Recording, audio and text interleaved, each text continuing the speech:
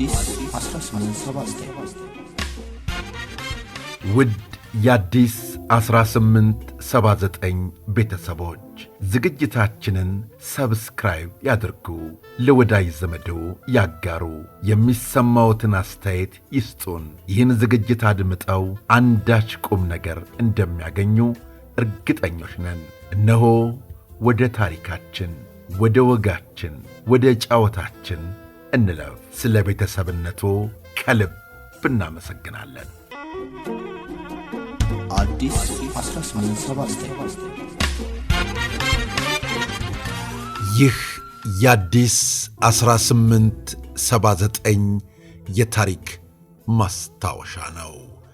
አቶ ንጋቱ ብዙነህና ወይዘሮ አምሳለ በየነ በትዳር ተጣምረው በፍቅር እየኖሩ ቢሆንም ከአብራካቸው የተከፈለ ልጅ አልነበራቸውም። ወይዘሮ አምሳለ በየነ ልጅ እንዲሰጣቸው አምላካቸውን ማልደው ይለምናሉ፣ ለየታቦቱም ይሳላሉ። በየቤተ ክርስቲያኑም ደጀ መጥናት የዘወትር የአብራካቸውን ክፋይ እንዲሰጣቸው ልመናቸው ተቋርጦ አያውቅም። ባለቤታቸው አቶ ንጋቱ ብዙነህ ወይዘሮ አምሳለን ሁሌም ይሏቸዋል፣ አምላክ ሲፈቅድ ሁሉ ነገር ይሆናል፣ ዋናው ነገር እኛ እንዋደድ ሲሏቸው ደስ ይላቸዋል። ቤታቸው በፍቅር የተሞላ ነው። ሲከባበሩ ልዩ ነው። የወይዘሮ አምሳለ ስለትና ልመናቸው መና ሆኖ አልቀረም። የአብራካቸው ክፋይ የሆነው የስለት ልጅ የመጀመሪያም መጨረሻም ሆኖ ተወለደ። በግንቦት ወር 1936 ዓመተ ምህረት አዲስ አበባ ውስጥ ቃሊቲ አካባቢ ተወለደ።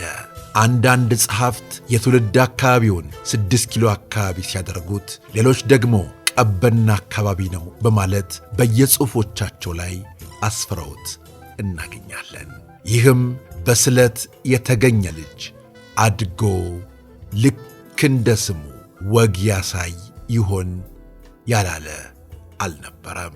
እርግጥ ነው ባዘቦት ቀን ስናገኘው እናቱ በላይ በታች መተኪያ ለሌለው አንድ ልጃቸው ለስለት ልጃቸው ወጋየሁ ብለው ስም ያወጡለትን ቃሊቲ ተወልዶ በተፈሪ መኮንን ትምህርት ቤት በአዲስ አበባ ዩኒቨርሲቲና በቡዳፔስት ተምሮ የብሔራዊ ቲያትር ባልደረባ የሆነው ቀጭኑ ወጋየሁ መካከለኛ ቁመቱ፣ ከርደድ ያለው ጸጉሩ፣ ጠይም ፊቱ፣ ከጫፋቸው ከበድ የሚሉት ጣቶቹ፣ በቪ ቅርጽ የተጋደሙት የግንባሩ መስመሮቹ፣ ትናንሾቹና እንባ የሚያቀሩት ዐይኖቹንና ሌላውንም ተክለ ሰውነቱን ተመልክቶ ወጋየሁን መሳል ይቻል ነበር።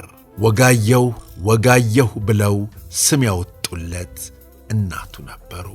ባራስ ቤት ሳሉ በስለት የተገኘው ብላቴና ልክ በትረካ ችሎታው ነፍስ ዘርቶ እንደ ተረከው የፍቅር እስከ መቃብሩ በዛብህ በሕፃንነቱ በጣም ሕመምተኛ ስለነበር እናቱ አዝለው ጠበል ለጠበል ሐኪም ቤት ለሐኪም ቤት ይንከራተቱ ነበር። በመጨረሻም የጤንነት ሁኔታ መለስ ሲልለት እንጦጦ አካባቢ ይገኝ በነበረው የስዊድን ሚስዮን ትምህርት ቤት ገብቶ ፊደል መቁጠር ጀመረ። ወጋየሁ ንጋቱ ገና በጨቅላ ዕድሜው ልጆች የሚከቡት፣ ዐይኖች የሚከተሉት ተወዳጅና ተፈቃሪ ልጅ ነበር።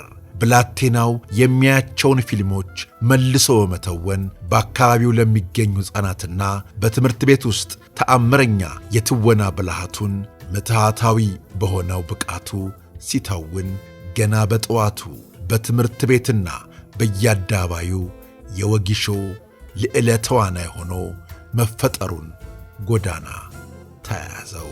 ወጋየሁ ንጋቱ በእንጦጦ ሚስዮን ትምህርት ቤት የአንደኛ ደረጃ ትምህርቱን በጥሩ ውጤት ካጠናቀቀ በኋላ የሁለተኛ ደረጃ ትምህርቱን ለመከታተል ወደ ተፈሪ መኮንን ትምህርት ቤት ገባ። የሁለተኛ ደረጃ ትምህርቱን በሚከታተልበት ጊዜ በጨዋታ አዋቂነቱ ተወዳጅ እንደነበር በስፋት ይነገራል።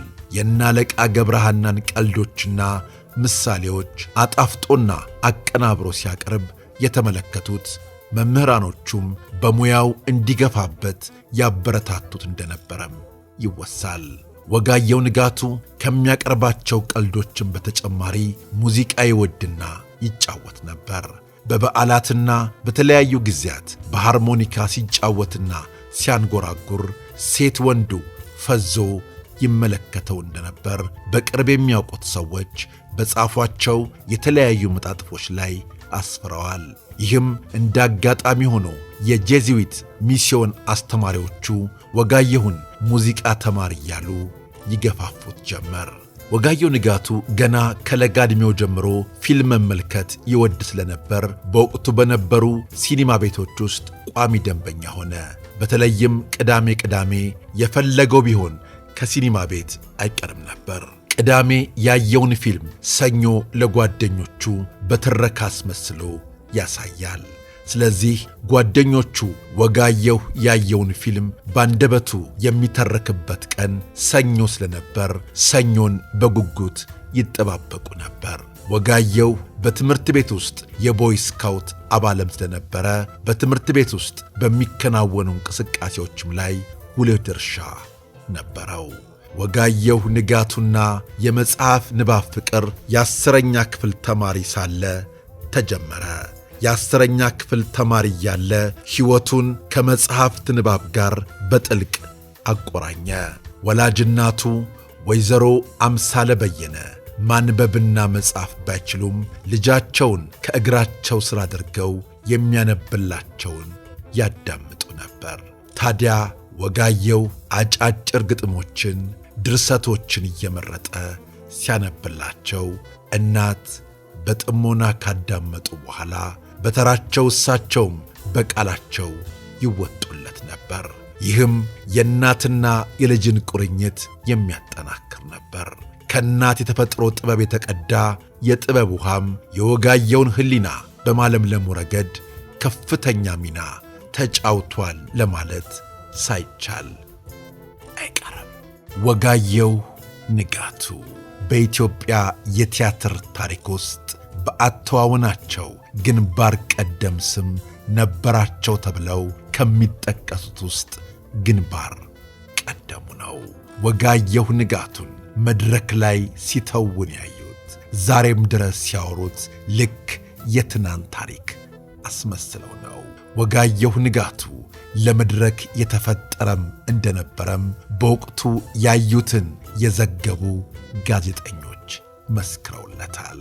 ወጋየሁ ንጋቱ ዛሬም ሕይወቱ ካለፈ ከበርካታ ዓመታት በኋላም ታሪኩ የሚነገር የሚዘከር የመድረክ ፈርጥ መሆኑን ያስመሰክራል። እነሆ ኅዳር 6 ቀን 982 ዓመተ ምህረት ያረፈበትን ቀን አስታከን እነሆ ታሪኩን ነውን ከነበር አጣቅሰን እንዲህ አቀረብነው። ውድ ቤተሰቦቻችን በተሰማራንበት የሙያ መስክ በስሜታችን ጥሪ ልክ ለወገን የሚጠቅም ሥራ እንሥራ፣ ለሀገር የሚጠቅም ተግባር እንፈጽም። ይህንንማ እናደርገዋለን ማለታችሁን ገምተን በእውነት ደስ ብሎናል፣ እናመሰግናለንም። አሁንም የተለያዩ ታሪኮችን ማቅረባችን እንቀጥላለን። ስለ አብሮነታችሁ፣ ስለ ወዳጅነታችሁ ከልብ እናመሰግናለን። በቀጣይ እንዲሁ እንዳማረብን ተመልሰን እንመጣለን። እናመሰግናለን። አዲስ 1879